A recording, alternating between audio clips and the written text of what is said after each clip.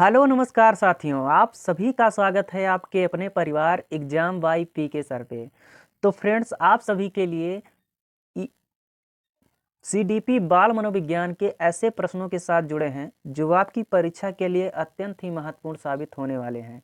तो फ्रेंड्स, आप लोग यदि चैनल पर नए हैं तो प्लीज़ चैनल को सब्सक्राइब कर लीजिए, बेल बटन को ऑन कर लीजिए और वीडियो को लाइक कर दीजिए। तो चलिए स्टार्ट करते हैं फ्रेंड्स क्वेश्चन नंबर 1 से।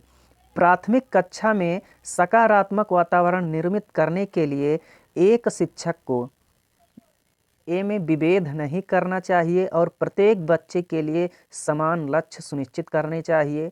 समूह गतिविधियों के दौरान समाज मिति के आधार पर उन्हें अपने समूह बनाने की अनुमति देना चाहिए। सकारात्मक अंत वाली कहानियाँ सुनानी चाहिए। सुबह प्रत्येक बच्चे का अभिवादन करना चाहिए। तो फ्रेंड्स, एक बार आप लोग प्रयास कीजिएगा आंसर देने का। आंसर की बात करें तो ए आंसर आपका यहाँ सही हो जाएगा, यानी कि बच्चों में विभेद नहीं करना चाहिए और प्रत्येक बच्चे का जो है समान लक्ष्य सुनिश्चित करना चाहिए। A is the right answer. आगे की ओर बढ़ते हैं। क्वेश्चन अगला नंबर का कहता है, निम्नलिखित में से कौन सी विशेषता समस्या समाधान उपागम का विशेष चिन्ह है? ए में समस्या मौलिक होती है, बी सही उत्तर प्राप्त करने का सामान्यतः एक उपागम होता है, सी समस्या केवल एक सिद्धांत प्रकरण पर आधारित होता है, या डी समस्या कथन में संकेत अंतर्निहित रूप से दिया होता है। तो फ्रेंड्स, आप लोग आंसर देने का प्रयास कीजिएगा। जो है आंसर की बात करें तो डी आंसर यहाँ आपका सही हो जाएगा, यानी कि जो समस्या होती है वो कथन में जो है संकेत के रूप में अंतर्निहित होती है, इसलिए डी आंसर आपका यहाँ सही हो जाएगा। आगे की ओर बढ़ते हैं फ्रेंड्स। प्रतिभाशाली विद्यार्थी शिक्षकों से स्वतंत्र होते हैं, स्वभाव में अंतर्मुखी होते हैं, अपनी आवश्यकताओं को दृढ़तापूर्वक नहीं कह पाते हैं, अपने निर्णयों में आत्मनिर्भर होते हैं। तो फ्रेंड्स, आप लोग यहाँ आंसर दीजिएगा। आंसर की बात करें तो प्रतिभाशाली जो विद्यार्थी होते हैं वो अपने निर्णयों में जो है आत्मनिर्भर होते हैं। डी आंसर आपका यहाँ सही हो जाएगा। आगे की ओर बढ़ते हैं फ्रेंड्स। अगले नंबर का क्वेश्चन देखिएगा, सीखने के लिए आकलन निम्नलिखित का ध्यान रखता है किसके बजाय? विद्यार्थियों की क्षमता, विद्यार्थियों की आवश्यकता, विद्यार्थियों की त्रुटियां, विद्यार्थियों की अधिगम शैलियां।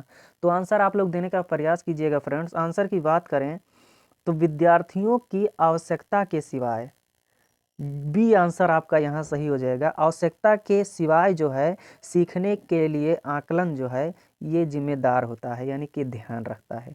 B is the right answer. अगले क्वेश्चन की ओर बढ़ते हैं फ्रेंड्स। अगले नंबर का क्वेश्चन कहता है, निम्नलिखित में से कौन सा सूक्ष्म गतिक कौशल का उदाहरण है? दौड़ना, लिखना, चढ़ना या फुदकना। आप लोग आंसर देने का प्रयास कीजिएगा फ्रेंड्स।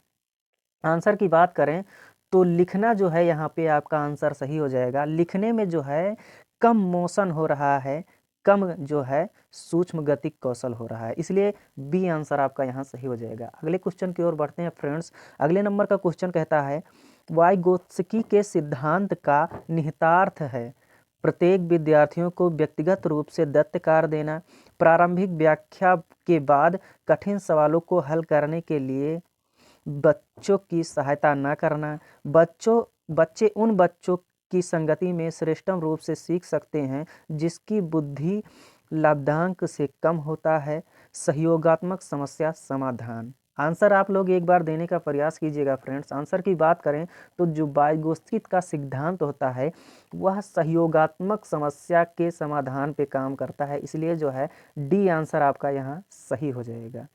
अगले क्वेश्चन की ओर बढ़ते हैं फ्रेंड्स। अगले नंबर का क्वेश्चन कहता है, किशोरावस्था डॉट डॉट का अनुभव कर सकते हैं दुश्चिंता और स्वयं से सरोकार, बचपन में किए गए अपराधों के प्रति डर के भाव, आत्मसिद्धि के भाव, जीवन के बारे में परितृप्त के भाव।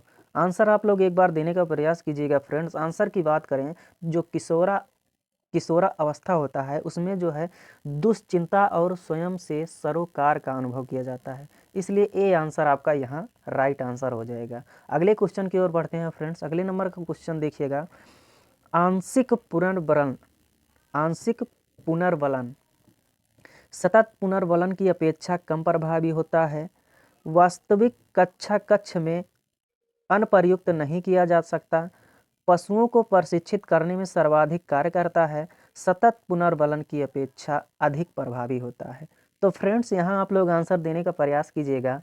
तो आंशिक पुनर्बलन जो होता है वो सतत पुनर्बलन की अपेक्षा अधिक प्रभावी होता है, इसलिए डी आंसर आपका यहाँ राइट आंसर हो जाएगा।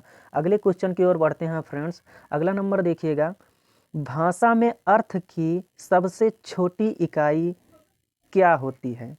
रूपिंग, स्वनिम, संकेत, प्रयोग विज्ञान या वाक्य? आप लोग आंसर एक बार देने का प्रयास कीजिएगा। आंसर की बात करें तो जो भाषा की अर्थ की सबसे छोटी इकाई होती है वह रूपिम कहलाती है, और जो ध्वनि की सबसे छोटी इकाई होती है वह स्वनिम कहलाती है, इसलिए ए आंसर आपका यहाँ राइट आंसर हो जाएगा। अगले क्वेश्चन की ओर बढ़ते हैं फ्रेंड्स। अगले नंबर का क्वेश्चन कहता है, बहुबुद्धि सिद्धांत निम्नलिखित में से निहितार्थ देता है किसके सिवाय? विविध तरीकों से सीखने का आकलन किया जा सकता है। संवेगात्मक बुद्धि बुद्धिलब्धि से संबंधित नहीं है। बुद्धि प्रक्रमण संक्रियाओं का एक विशिष्ट समुच्चय समाधान के लिए किया जाता है।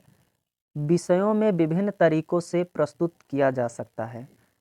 आंसर आप लोग देने का प्रयास कीजिएगा फ्रेंड्स। आंसर की बात करें तो यहाँ पे आपका सी आंसर आपका सही हो जाएगा। बुद्धि प्रक्रमण संक्रियाओं का एक विशिष्ट समुच्चय समाधान के लिए किया जाता है।